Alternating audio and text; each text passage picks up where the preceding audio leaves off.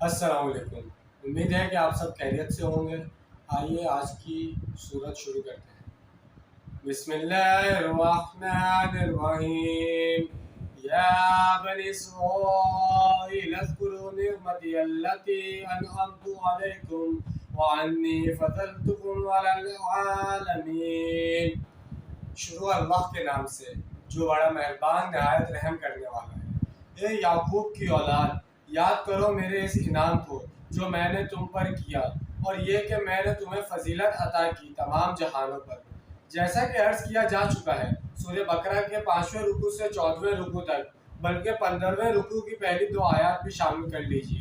یہ 10 رکوع سے 2 آیات زائد ہیں کہ جن میں خطاب کل کا کل بنی اسرائیل سے ہے۔ البتہ ان میں سے پہلا رکوع دعوت پر مشتمل ہے، جس میں انہیں نبی اکرم صلی اللہ علیہ وسلم ایمان لانے کی پرزور دعوت دی گئی ہے، جبکہ یکبا 9 رکوع اس فرد قرار جرم پر مشتمل ہے جو بنی اسرائیل پر عائد کی جا رہی ہے کہ ہم نے تمہارے ساتھ یہ احسان و کرام کیا، تم پر یہ فرض کیا، تم پر یہ کرم کیا، تمہیں یہ حیثیت دی، تمہیں یہ مقام دیا، اور تم نے اس طور سے اپنے اس مشن کی خلاف ورزی کی جو تمہارے سپرد کیا گیا، اور اپنے مقام و مرتبہ کو چھوڑ کر دنیا پرستی کی روش اختیار کی۔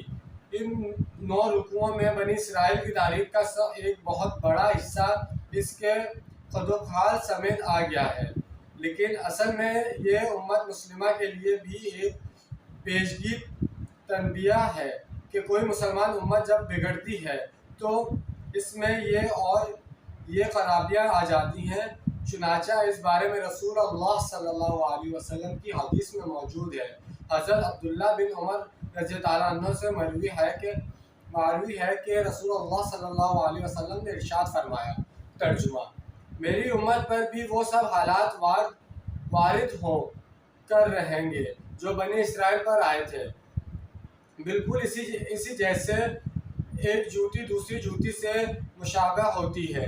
ایک دوسری حدیث میں حضرت ابو سعید خدری رضی اللہ تعالیٰ عنہ سے مروی ہے، رسول اللہ صلی اللہ علیہ وسلم کا ارشاد نقل ہوا ہے، ترجمہ: تم لازماً اپنے سے پہلو کے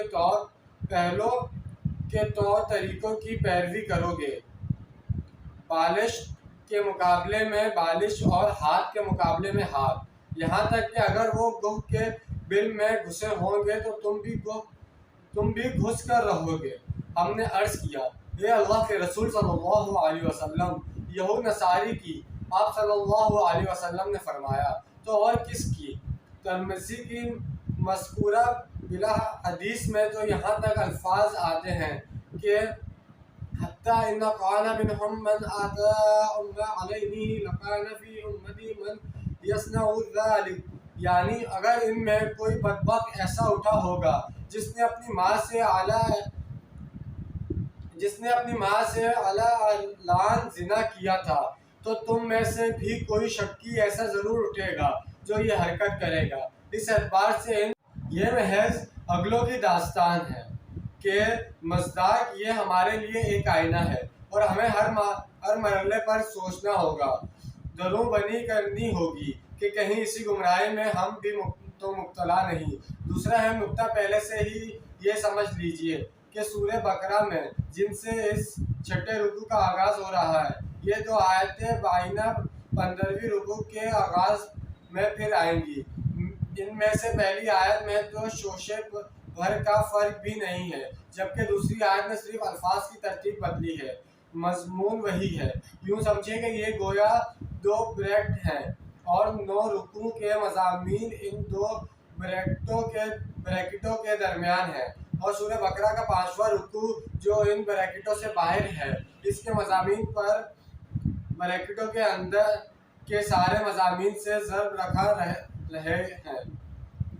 رہے ہیں۔ یہ حساب کا بہت ہی عام فہم سا قاعدہ ہے کہ بریکٹ کے باہر لکھی ہوئی رقم جس کے بعد جمع یا تفریق وغیرہ کی کوئی علامت نہ ہو، وہ بریکٹ کے اندر موجود تمام اقدار کے ساتھ ضرب کھائے گی۔ تو تو گویا اس پورے معاملے میں ہر قدم پر رسول اللہ صلی اللہ علیہ وسلم پر ایمان لانے کی دعوت موجود ہے۔ یہ وضاحت اس لیے ضروری ہے کہ اس حصے میں بعض آیات ایسی آ گئی ہیں جن سے کچھ لوگوں کو مغالطہ پیدا ہوا اور یا جن سے کچھ لوگوں نے جان بوجھ کر فتنہ پیدا کیا کہ نجات و آخری کے لیے محمد رسول اللہ صلی اللہ علیہ وسلم پر ایمان ضروری نہیں ہے۔ اس فتنے نے ایک بار اکبر کے زمانے میں دین الہ کی شکل میں جنم لیا تھا کہ آخرت میں نجات کے لیے صرف خدا کو مان لینا، آخرت کو مان لینا اور نیک اعمال کرنا کافی ہے، کسی رسول پر ایمان لانا ضروری نہیں ہے۔ یہ فتنہ صوفیہ میں بھی بہت بڑے پیمانے پر پھیلا اور مسجد مندر اکڑ نور کے فلسفے کی تشہیر کی گئی، یعنی مسجد میں اور مندر میں ایک ہی نور ہے، سب مذاہب اصل میں ایک ہی ہیں، سارا فرق شریعتوں کا اور عبادات کی ظاہری شکل کا ہے اور وہ رسولوں سے متعلق ہے۔ چنانچہ رسولوں کو بیچ میں سے نکال دیجئے تو یہ دین الہ اللہ کا دین رہ جائے گا۔ یہ ایک بہت بڑا فتنہ تھا جو ہندوستان میں اس وقت اٹھا جب سیاسی اعتبار سے مسلمانوں کا اقتدار چوٹی پر تھا۔ یہ فتنہ جب مسلمان حکمرانوں کا اٹھایا ہوا تھا اور اکبر عظیم اور مغل اعظم کہلاتا تھا۔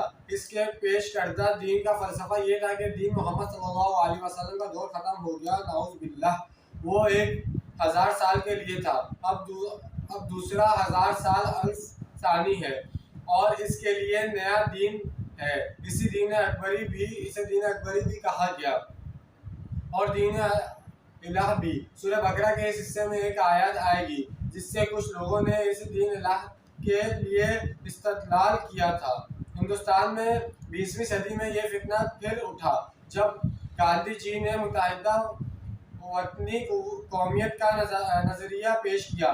اس قوم پر مسلمانوں میں سے ایک بہت بڑا نابغہ انسان ابوالکلام آزاد بھی اس فتنے کا شکار ہو گیا۔ گاندھی جی اپنی پرارتھنا میں کچھ قرآن کی تلاوت بھی کرواتے، کچھ گیتا بھی پڑھواتے، کچھ ابشروں سے، کچھ بائبل سے اور کچھ گرو گرنتھ سے بھی استفادہ کیا جاتا۔ متحدہ وطنی قومیت کا تصور یہ تھا کہ ایک وطن کے رہنے والے لوگ ایک قوم ہیں، لہٰذا ان سب کو ایک ہونا چاہیے۔ مذہب تو انفرادی معاملہ ہے، کوئی مسجد میں چلا جائے، کوئی مندر میں چلا جائے، کوئی گرودوارے میں چلا جائے، کوئی قلعہ سنگار یا چرچ میں چلا جائے، اور تو اس سے کیا فرق واقع ہوتا ہے۔ اس طرح کے نظریات اور تصورات کا توڑ یہی ہے کہ یوں سمجھ لیجیے کہ 500 رکوع کی 7 آیات بریکٹ کے باہر ہیں اور یہ بریکٹوں کے اندر مضمون سے مسلسل ضرب کھا رہی ہیں، چنانچہ ان بریکٹوں کے درمیان جتنا بھی مضمون آ رہا ہے وہ ان کے تابع ہوگا۔ گویا جہاں تک محمد رسول اللہ صلی اللہ علیہ وسلم پر ایمان لانے کا معاملہ ہے وہ ہر معاملے پر مقدر سمجھا جائے گا۔ اب ہم ان آیات کا مطالعہ شروع کرتے ہیں۔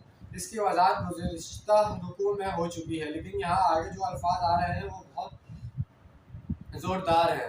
عربی نحو کا یہ قاعدہ ہے کہ کہیں ظرف کا تذکرہ ہوتا ہے یعنی جس میں کوئی شے ہے، لیکن اس سے مراد مظروف ہوتا ہے یعنی ظرف کے اندر جو شی ہے۔ یہاں بھی ظرف کی جمع لائی گئی ہے لیکن اس سے مظروف کی جمع مراد ہے۔ تمام جہانوں پر فضیلت سے مراد جہان والوں پر فضیلت ہے۔ مطلب یہ ہے کہ ہم نے تمہیں تمام اقوام عالم پر فضیلت عطا کی، عالم انسانیات کے اندر جتنے بھی مختلف گروہ، نسلیں اور طبقات ہیں ان میں فضیلت عطا کی۔ وَاتَّقُوا يَوْمًا لَا تَجْزِي نَفْسٌ عَن نَفْسٍ شَيْئًا وَلَا يُقْبَلُ مِنْهَا شَفَاعَةٌ وَلَا يُؤْخَذُ مِنْهَا عَدْلٌ وَلَا هُمْ يُنصَرُونَ۔ اور ڈرو اس دن سے کہ جس دن کام نہ آ سکے گی کوئی جان کسی دوسری جان کے کچھ بھی، اور نہ کسی سے کوئی سفارش قبول کی جائے گی، اور نہ کسی سے کوئی فدیہ قبول کیا جائے گا، اور نہ انہیں کوئی مدد مل سکے گی۔ قبل از یہ بات عرض کی جا چکی ہے کہ انسان کے عمل کے اعتبار سے سب سے مؤثر شے ایمان بالآخر ہے۔ محاسبہ آخرت اگر مفتقر رہے گا تو انسان سیدھا رہے گا، اور اگر اس میں ضعف آ جائے تو ایمان باللہ اور ایمان بالرسالت بھی نامعلوم کیا شکلیں اختیار کر لے۔ اس آیت کے اندر 4 اعتبارات سے ملاحظہ فرمائے پر زور دیا گیا ہے۔ سب سے پہلے فرمایا کہ ڈرو اس دن سے جس دن کوئی جان کسی دوسری جان کے کچھ بھی کام نہ آ سکے گی۔ ایمان بالآخر کے زمن میں لوگوں نے طرح طرح کے عقیدے گھڑ رکھے ہیں، جن میں شفاعت باطلہ کا تصور بھی ہے۔ اہل عرب سمجھتے تھے کہ فرشتے خدا کی بیٹیاں ہیں۔ انہوں نے لات منات اور عزی وغیرہ کے نام سے ان کے بت بنا رکھے تھے جنہیں وہ پوجتے تھے، اور یہ عقیدہ رکھتے تھے کہ اللہ کی یہ لاڈلیاں بیٹیاں ہمیں اپنی ابا جان سے چھڑوا لیں گی۔ نعوذ باللہ من ذالک۔ ہمارے ہاں بھی شفاعت باطلہ کا تصور موجود ہے کہ اولیاء اللہ ہمیں چھڑا لیں گے۔ خود رسول اللہ صلی اللہ علیہ وسلم کی شفاعت کے بارے میں غلط تصورات موجود ہیں۔ ایک شفاعت حقہ ہے جو برحق ہے، اس کی وضاحت کا یہ موقع نہیں ہے۔ اسی سورہ مبارکہ میں جب ہم آیت الکرسی کا مطالعہ کریں گے تو انشاءاللہ اس کی وضاحت بھی ہوگی۔ یہ ساری تصورات اور خیالات جو ہم نے گھڑ رکھے ہیں، ان کی نفسی اس آیت کے اندر دو ٹوک انداز میں کر دی گئی ہے۔